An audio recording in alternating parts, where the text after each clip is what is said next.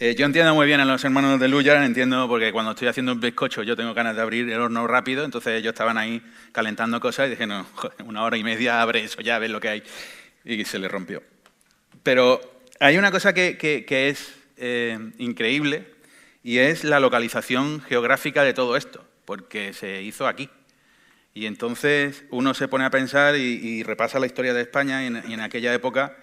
Bueno, por ahí en Jotdown han escrito que Vergara era el Silicon Valley, cito, Silicon Valley europeo del siglo XVIII, será por algo, ¿no? Entonces, la cuestión es ¿por qué? ¿Por qué se daba esto? Cuando en pleno siglo XVIII, ya sabéis que aquí hubo movidas y tuvimos afortunadamente unos reyes estupendos, Carlos IV y después su hijo Fernando VII, para comérselos. Por favor, un respeto a los Borbones, que ellos no tienen culpa de haberse cruzado muchas veces entre ellos.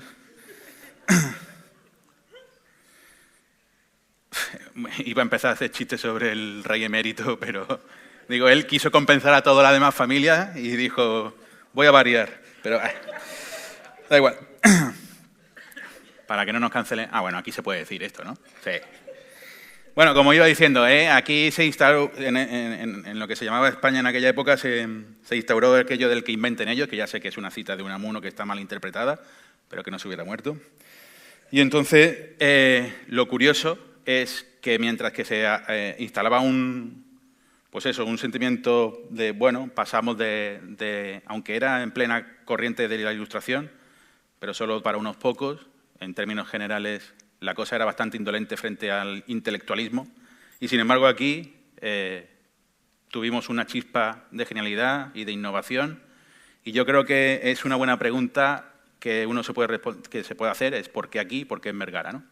Para eso, lo que vamos a tener es una maravillosa charla que nos va a contar estos secretos por la profesora de la Escuela de Ingeniería de Bilbao, Inés Pellón. Por favor. Gracias.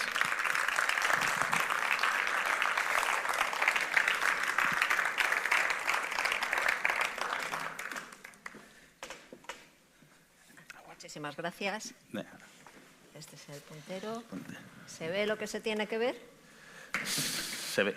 Se ve, ¿no? Vale, aquí estoy yo. Bueno, pues en fin, en primer lugar, como siempre, y como han dicho mis antecesores, muchísimas gracias al CATEA, Rosa, en fin, Vergara, en general, todas las instituciones. Siempre es un honor para mí venir aquí y una auténtica delicia compartir con todos vosotros y vosotras, bueno, pues estos momentos, ¿no? Que son únicos, de verdad que sí. Y lo primero que quiero que todo el mundo reflexione y que reflexionemos es que hay que ser conscientes que uno no se levanta una mañana, dice en su casa, hombre, estoy muy inspirado, venga, pues hoy voy a aislar un elemento químico. Y va a la cocina y aísla un elemento químico, ¿verdad? Eso es totalmente impensable. Es imprescindible tener una infraestructura y tener un apoyo. Y entonces yo voy a intentar, en mi humilde contribución, explicaros cómo fue esa infraestructura y cómo consiguieron los hermanos Eluyar aislar el wolframio, entre otras muchísimas cosas, ¿vale?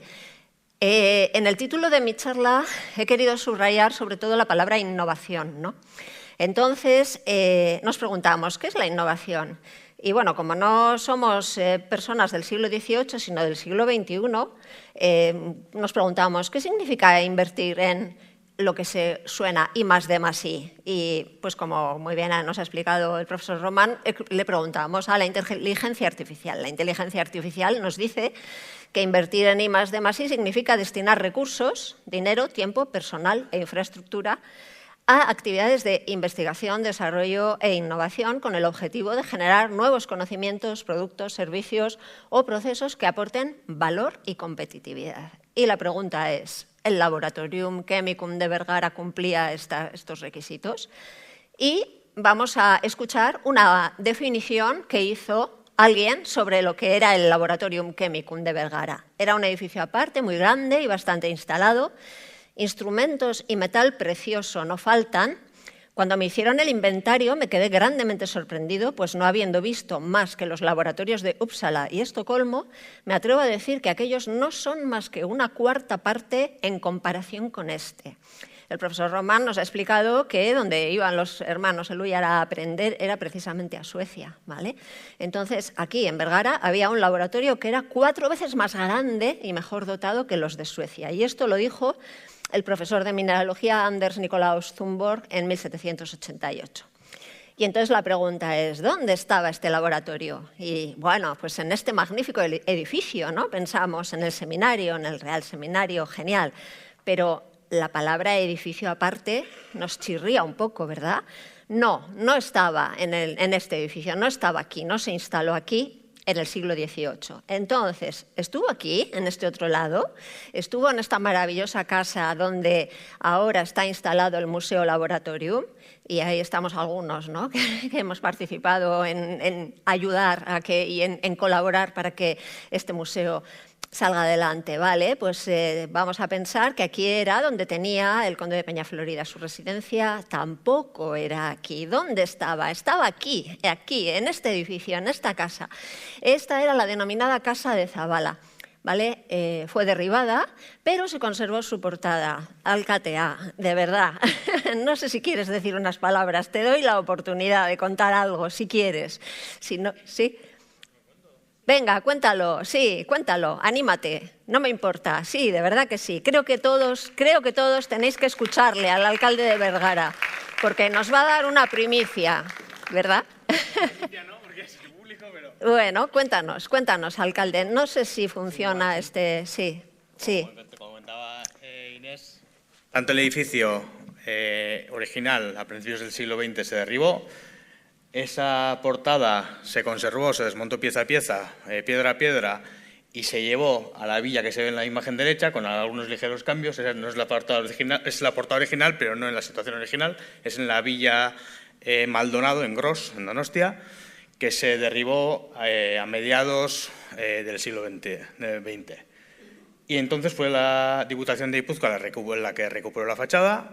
Durante un tiempo estuvieron las piedras desperdigadas en varias localizaciones, y a mediados de los 80 el Ayuntamiento recuperó las piezas de la fachada, que han estado en varios almacenes municipales, y ha sido los últimos años cuando hemos tenido la oportunidad de intentar liderar la recuperación de la fachada, que ha culminado con la firma de un convenio en julio para poder colocar la fachada en la parcela original, no en la localización original, pero a escasos 5 metros o 10 metros de la localización original, que esperemos que en un plazo de unos 2 años, 3 años, esté colocado anexo a la nueva edificación que se irá construyendo en esa parcela. Pues de verdad, Soriona, de verdad, enhorabuenísima, porque es la memoria histórica. Es la memoria histórica de lo que pasó aquí en Vergara, que trascendió de forma internacional. Bien, ¿y cómo era Vergara en el siglo XVIII? Habéis dicho que era como Silicon Valley. Bueno, esto era Vergara en el siglo XVIII, ¿no? Poco se parece al Silicon Valley actual, ¿verdad? Fijaros las poquitas casas que eran.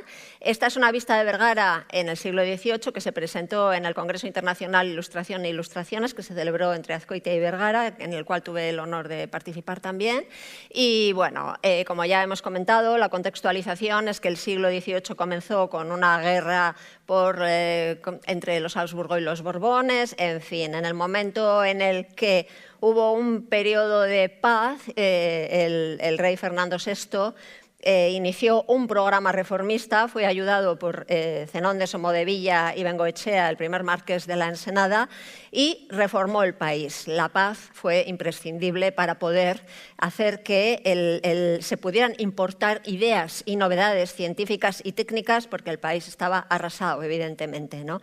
¿Y cómo se consiguió? Pues se contrataron expertos, como por ejemplo este ingeniero y fundidor que se llamaba Jan Curtius, que era belga, se le trajo aquí, en realidad fue a Cantabria a fabricar cañones, como ha explicado Pascual, y se potenciaron viajes al extranjero de personas de aquí, como por ejemplo Jorge Juan y Antonio de Ulloa, que han sido dos de los importantes científicos que generó este mundo. Uno de los objetivos era, por supuestísimo, traer todos los productos que se habían descubierto en América, en el cual tenemos pues, algo que hoy en día es muy habitual para nosotros, los tomates, las patatas, el maíz, yo qué sé, los pimientos, la vainilla, etcétera, etcétera, el algodón. Y para traer todo eso, ¿qué es lo que hacía falta? Barcos, evidentemente, ¿no? Los barcos se construían con madera y aquí podéis ver que una de las innovaciones técnicas que se aplicó en esta época fue forrar los cascos de madera con planchas de cobre para evitar que un organismo marino que se llama broma entrara en la madera, come broma, es como un gusano, pero es un gusano del tamaño del brazo de un hombre, o sea, es grande y genera unos destrozos enormes. En castellano decimos, eso no es ninguna broma, y es una expresión naval, náutica, vamos, porque lo que significa es que la broma te destroza el barco, ¿sí? Bueno, entonces... por desgracia, España se vio enlazada con un pacto de familia con Francia, porque tenían la misma dinastía borbónica, y entonces se produjeron numerosas guerras contra Inglaterra, como ya ha comentado Pascual Román, ¿no? Una de ellas fue la que auspició esa misión para aprender cómo fabricaban los cañones en Carron. Aquí tenéis uno de los cañones que se usaban, esa es la fábrica de Liérganes, en Cantabria, este es Mazarredo, que fue el bilbaíno, que fue un científico también, un ilustrado bilbaíno que ayudó al marqués González de Castejón para potenciar esa relación y, por supuestísimo, los miembros de la Vascongada, ¿no? Xavier María de Moniveidia y Joaquín de Guía y Aguirre tenían organizadas en Azcoitia unas tertulias, cada día discutían de un tema científico, bueno, de un tema, de matemáticas, física, historia. Se quejaban del estado lamentable de los conocimientos de física aquí, en el País Vasco, ¿vale? Y para intentar resolver la situación crean una sociedad económica que ayude a elevar el nivel de sus conciudadanos. Esta es el acta fundacional, aquí la tenéis. Bueno, cuando tienen una ayuda económica del rey, la llaman Real Sociedad Vascongada de los Amigos del País, y es la primera que se crea en toda la península. Y aquí estamos en la innovación, ¿vale? Aquí conseguimos consiguieron los ilustrados subirse al tren de la modernidad que recorría toda Europa, porque en toda Europa, en Roma, en Londres, en Alemania, en París, sobre todo en París, todo el movimiento ilustrado era el movimiento de la ciencia y de las luces de la razón. Sus objetivos eran cultivar, como podéis ver ahí, la inclinación y el gusto de la nación vascongada hacia las ciencias, bellas letras y artes, corregir y pulir las costumbres, desterrar el ocio mal entendido, porque el ocio bien entendido está muy bien, la ignorancia y sus funestas consecuencias, y estrechar más aún la unión entre las tres provincias vascongadas de Álava, Vizcaya y Guipúzcoa, y este era el artículo primero de los estatutos de la Vascongada. Tuvieron el golpe de suerte de que en un momento dado se expulsó a la Orden de los Jesuitas de España, y el edificio maravilloso del Colegio de los Jesuitas, que es este, aquí era donde estaban instaurados, pues entonces se les donó a la Vascongada. Y las clases que estaban dando, de verdad, las estaban dando así como podían en determinadas locales, pues las empezaron a sistematizar aquí. En 1771 fundan los extractos, y el profesor Leandro Silván, que ha sido uno de nuestros antecesores que han estudiado la Vascongada, asegura que es la primera revista científica de toda la península. La primera, volvemos otra vez a la innovación, ¿vale? Es la primera revista. Y bueno, se abren las clases, se inaugura el seminario el 4 de noviembre, festividad de San Carlos, claro. Y bueno, pues allí, como podéis imaginar, bueno, pues allí, al hilo de lo que nos ha contado Pascual sobre las cátedras que se crearon, tenemos que decir que estas dos cátedras fueron pioneras. La química fue pionera en las enseñanzas de química, fue la pionera en la península. ¿Por qué? Porque aunque existía la Escuela de Minas de Almadén, la química no se enseñaba como una asignatura aparte, ¿de acuerdo? Como química, como ciencia. Sí se enseñaba la metalurgia, sí se enseñaba, bueno, la aleación de metales y tal, pero la química como tal no. Hasta ese momento, dentro de todos los planes de estudio de todas las universidades y y las escuelas donde se enseñaba química, era una parte auxiliar, sobre todo de la farmacia y de la medicina, ¿vale? Bueno, y luego también de las ciencias aplicadas, pero no existía como tal, ¿de acuerdo? No vamos a entrar en el tema de los Eluyar, porque ya ha hablado Pascual, y entonces los miembros de la Bascongada se pusieron a buscar un profesor de química. Y fue dificilísimo encontrarlo. Primero, porque los profesores de química que había en Europa se querían seguir quedando en Europa. Pero hubo uno que aceptó, que se llamaba Louis Proust. Los químicos conocemos a Louis Proust porque es el autor de la ley de las proporciones definidas, que es básica en la ciencia química, ¿vale? Entonces, ¿quién fue? Pues este era un profesor, era un francés, nació en Angers, era hijo de un farmacéutico y vivía allí. En Angers estudió la primera formación en el Colegio de los Oratorianos. También estudió en la Facultad de Medicina y Farmacia de Angers, lo que hoy llamamos ciencias biomédicas, ¿vale? Y como para realizar sus prácticas necesitaban prácticas obligatorias, estuvo de aprendiz en la farmacia de sus padres. El profesor Silvan nos tiene en uno de sus libros esa foto de ese edificio en 1964, como existía en 1964. La farmacia ya no pertenecía a la familia Proust, sino que fue traspasada. Y tenemos la suerte de que hoy en día ese edificio todavía existe. Aquí le tenéis, ¿veis? Ahora la farmacia ya no es una farmacia, es una tienda de zapatos infantiles, ¿vale? De niños. Y bueno, hay una placa que conmemora esta plaquita de aquí, que fue ahí donde nació Louis Proust. ¿Y quién era? Bueno, después de estar de aprendiz en la farmacia de su padre, creo que Angers se le quedó un poco pequeño y entonces se trasladó a París. En París estuvo trabajando con uno de los farmacéuticos más importantes de allí, que era Clérambault, y fue alumno de química de Rouelle el joven. Existió un Rouelle mayor, el hermano mayor. Este es un retrato de Rouelle. Rouelle también fue profesor de Lavoisier. Lavoisier fue el científico que revolucionó la ciencia química. Proust y Lavoisier fueron alumnos de Rouelle, ¿de acuerdo? Quedaros con esa idea.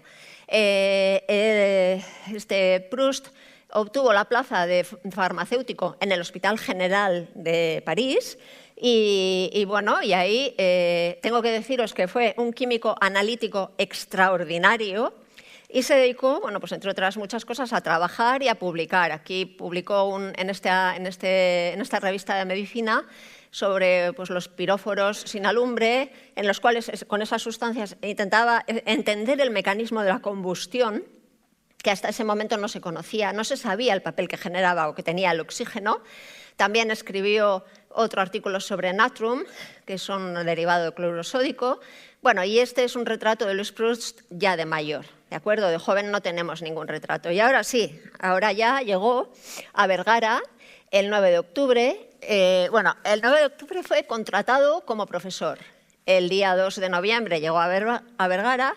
Su primera tarea fue, evidentemente, aprender castellano y su segunda tarea fue instalar un laboratorio químico desde cero. Instaló ese laboratorio químico que era 4 veces más grande que los de Uppsala y los de Estocolmo, ¿de acuerdo? Y bueno, gracias a la extraordinaria labor del Archivo Municipal de Vergara, tengo que volver a hablar. ¿Por qué? Pues mi director de tesis, que se llama Ramón Gago, también está fascinado y estaba fascinado cuando él hizo su tesis hace un montón de años, estaba fascinado con Vergara, evidentemente, ¿no? Y vino aquí, vamos, hace, ya os digo, un montón de años. Y lo que se encontró fue todos los documentos como este, que tenéis aquí, correspondientes al Real Seminario y los archivos, y sobre todo los del Real Seminario, metidos, amontonados, en cajas de jabón chimbo. ¿Sabéis lo que es el jabón chimbo, verdad? Bueno, pues estaban ahí olvidados toda la documentación amontonada en el suelo. Y claro, yo aquí es que de verdad, o sea, tengo que agradecer enormemente la labor de Arantxa Souregui y de todo el equipo que ha trabajado con ella y del ayuntamiento también, otra vez, por potenciar su trabajo y ayudarla, porque es que de verdad, entráis ahora al archivo y es que es una delicia, es que es un archivo del siglo XXI, o sea, no, bueno, del XXII, ¿no? O sea, es que está genial, de verdad. Y bueno, en este maravilloso documento no se ve muy bien, pero ahí está toda la explicación de, bueno, pues las clases, los seminaristas, los profesores, todo el personal del seminario, las lavanderas, el cocinero, en fin, los sastres, los zapateros. Y aquí en el apartado de profesores, esto sí se ve un poquillo mejor, bueno, pues yo quiero mostraros que el profesor de física y francés, 2 asignaturas, que se llamaba François Chabanot, cobraba 3.000 reales de Bellón, mientras que el profesor de química, que era Louis Proust, una asignatura, cobraba, y aquí lo veis por el rey, 15.000. ¿Vale? O sea, fijaros la diferencia. Todo esto, además de los 15.000 reales, primero para Proust, no está Fausto de Lúyar como profesor de mineralogía porque todavía estaba realizando el Grand Tour por Europa, pero además les daban 6.000 reales para el laboratorio y para Fausto 3.000 para el gabinete de minerales. Fijaros la apuesta estatal para potenciar la química, ¿os dais cuenta? Esto es I más D más I, clarísimo, ¿de acuerdo? Entonces, bueno, y fecha, efeméride, Vergara tiene que celebrarlo. El 20 de mayo de 1779 se iniciaron las clases de química como una asignatura, una ciencia aparte de la medicina, de la farmacia y de las ciencias de los materiales que diríamos hoy en día, no se llamaban así, ¿vale? En aquella época. Pero esta es el borrador, veis que tiene tachaduras y tal. En el archivo de Vergara solamente queda el borrador. Parece ser que el anuncio oficial pues, se perdió, pero el borrador quedó. En el siglo XVIII guardaban todos los documentos. Es más fácil historiar el siglo XVIII que va a ser historiar el nuestro, que lo tenemos todo en remoto, ¿vale? En Internet, ¿no? O sea, en digital. Los papeles quedan. Entonces, aquí, Louis Proust inauguró las clases el 20 de mayo de 1779. Por supuestísimo, estuvo súper controlado o sea, todo el mundo estaba expectante para ver qué tipo de clases daba y todo el mundo escribe un montón de buenas palabras sobre él diciendo que se expresaba muy bien en castellano, que las clases se seguían muy bien, que las demostraciones que hacía, es decir, los experimentos que realizaba, eran clarísimos y que, bueno, pues que estaba muy bien considerado. ¿Y qué química trajo Louis Proust? Pues la química que trajo Louis Proust fue la revolución química de Antoine Lavoisier y de su mujer, ¿vale? Entonces, no podemos entretenernos. Estos son los crisoles que usaba Lavoisier, para que veáis el tamaño comparados con un teclado de ordenador.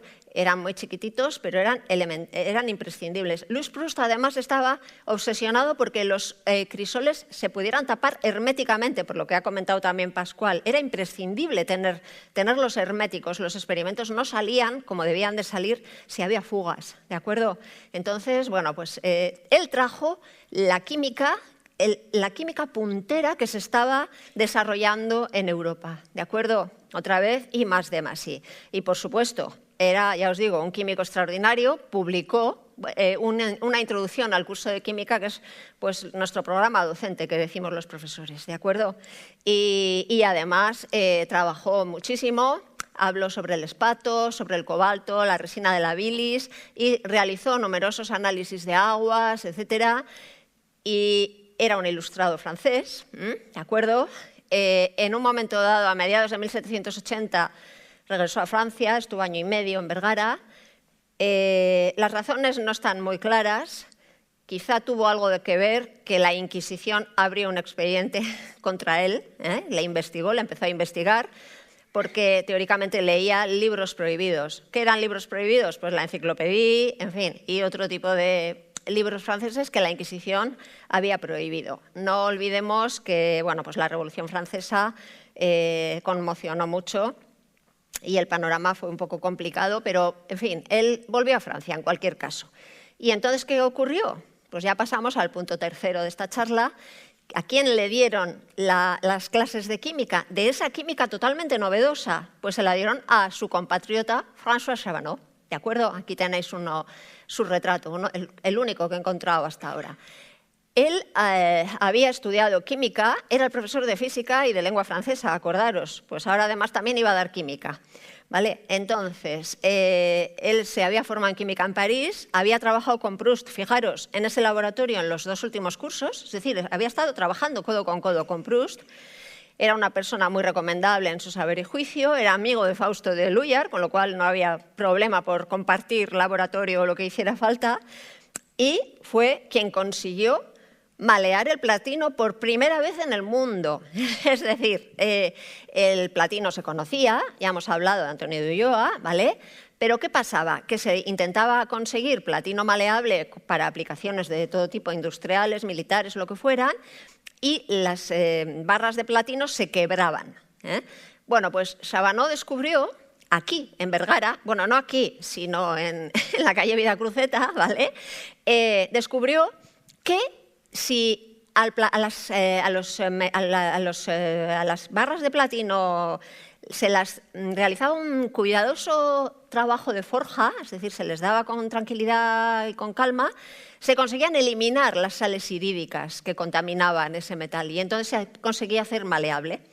Claro, en el momento que comunicó esto era un secreto industrial y militar, ¿de acuerdo? Porque el platino no se sabía todavía muy bien qué utilidades podía tener. Y entonces, bueno, digamos que le hicieron una oferta que no pudo rechazar porque le enviaron a Madrid a fundar un único laboratorio de los muchos que había en Madrid en aquel momento, especializado para fabricar platino, ¿vale? Y digamos que él, además, a cambio, juró mantener en secreto su descubrimiento, aunque luego Thunborg y Fausto lo descubrieron, pero bueno. Hablando de Fausto, aquí tenéis cuando regresa a Vergara el anuncio de sus lecciones de química. Entonces, uno de los informes más importantes que realiza Fausto, además de aislar el wolframio primero, en 1781, consiste en un informe sobre las minas de cobre de Aralar. Aralar está aquí al lado, ¿verdad? Si vais a la zona de Amézqueta, ahí hay un sitio que se llama Camino de Minas y de ahí se sacaba el cobre. ¿Os acordáis de los forros de los barcos? Pues ese cobre se sacaba de aquí al ladito, ¿de acuerdo? Bueno, pues es un dibujo de uno de los edificios a los que nos gusta el senderismo. Si andas por ese camino veréis que todavía existe la planta octogonal, ¿de acuerdo? Y inicia las clases de mineralogía y vuelvo a hablaros del I+D+I. Fausto trajo todos los conocimientos que existían en Europa en aquel momento sobre mineralogía. Aquí tenéis a los dos, aquí Fausto un poquito más joven que la imagen que nos ha puesto Pascual, que aquí le tenemos, no os voy a hablar de ellos. Y bueno, cuando Chabanó consigue el platino maleable, la química otra vez se queda sin profesor, ¿de acuerdo? Entonces, ¿qué pasa? Se la encargan al profesor de matemáticas que se llamaba Jerónimo Mas. Jerónimo Mas, para poder aprender la química, solicita una licencia en París, donde está casi 2 años, y en los extractos de 1788 explica describe lo que va a explicar, y es exactamente la química de Lavoisier, es decir, la química moderna, ultramoderna, que en esos momentos se estaba impartiendo en Europa. Este es el programa de Física y Química, aquí lo veis. Otra vez, mil gracias a Arantxa Suoregui y al Ayuntamiento de Vergara y al archivo por permitirnos ver cuál era el programa de química, ¿vale? Y, como bien sabéis, en 1792 se desarrolla la Primera República Francesa, se crea el gobierno de la Convención Nacional. En el seminario, en los extractos, sigue apareciendo en el 92 y en el 93 toda la relación de profesores, alumnos, etcétera, etcétera. El 21 de enero ejecutan al rey Luis XVI, como sabéis, le cortan la cabeza. Europa se conmociona por el magnicidio y aparece la guerra y ya os digo, toda Guipúzcoa y sobre todo Vergara y el seminario se preparan. ¿Y qué es lo primero que hacen? Un inventario, ahí lo veis, un inventario de los efectos de la existencia del Real Laboratorio, ahí lo veis, de Chimía, Mineralogía y Metalurgia de esta villa de Vergara. No aquí, allí, ¿vale? Este documento es una relación de un montón de páginas, solo os he puesto la portada, y aquí se ha producido, hasta hace poco tiempo, un error histórico, porque la historiografía poco documentada decía que habían sido las tropas francesas las que habían venido y habían arrasado con el laboratorium. Y eso es mentira, no es verdad, y os lo voy a demostrar. No fueron los franceses. Los franceses no son tan malos, ¿verdad, Rosa? Vale, para que veáis. Aquí, ¿qué os muestro? A la izquierda, este es un documento de 1797, ¿vale? En este documento aquí tenéis la comparación en 2 columnas de lo que había en 1773 y lo que había en 1797. O sea, en el 97 había cosas, ¿vale? Entonces, vale que, por ejemplo, que en vez de tener 10 recipientes grandes, pues solo hay 9. En vez de 65 recipientes nuevos mayores con tubos, pues solo hay 7. Eso es de vidrio, el vidrio se rompe, ¿vale? Entonces, insisto, cuando se inició la reapertura del laboratorium, esta reapertura se realizó en la Casa de Zabala, ¿vale? ¿Y qué pasó? En 1800, aquí tenéis, pone, este laboratorio se trasladó al Real Seminario de esta villa, ahora sí, aquí, en el mes de octubre del año pasado, por orden de la Junta de Institución de la Vascongada, ¿vale? Y nombró para ello al boticario de la Real Casa, Andrés Toca, etc. Y, como no, realizaron un inventario del laboratorio de química en 1801, ¿veis? Y son también un montón de páginas. Bueno, y ahora sí, la reapertura es aquí, en este edificio, pero en el siglo XVIII no murió la química en el seminario, ¿de acuerdo? Sino que en 1815 veis que se otorgan 120.000 reales, que es un dineral, para la enseñanza de la química y la mineralogía. En 1823 hay una cita de que el profesor, el catedrático de química se llamaba Domingo Sagarra, o sea que sería de por aquí, imaginamos, y hubo una dotación de los laboratorios para química a través del químico Vauquelin en París, y bueno, sin más. Y luego no podemos olvidar que a mediados del siglo XIX se creó aquí el Real Seminario Científico e Industrial de Vergara. No podemos olvidarlo. Es el precursor de nuestras actuales escuelas de ingenieros, ¿de acuerdo? O de ingeniería, como la de Bilbao. ¿Estamos? Solamente hubo 3 en todo el Estado. Aquí, o sea, Vergara, Barcelona y Sevilla. ¿Os acordáis cómo era Vergara en el siglo XVIII? Si es que eran 4 casas. Pero ¿cómo es posible, no? ¿Verdad? O sea, pensarlo. Y, como siempre, la conclusión es: siempre lo más importante son las personas que están detrás. Siempre las personas son las que hacen la historia, ¿de acuerdo?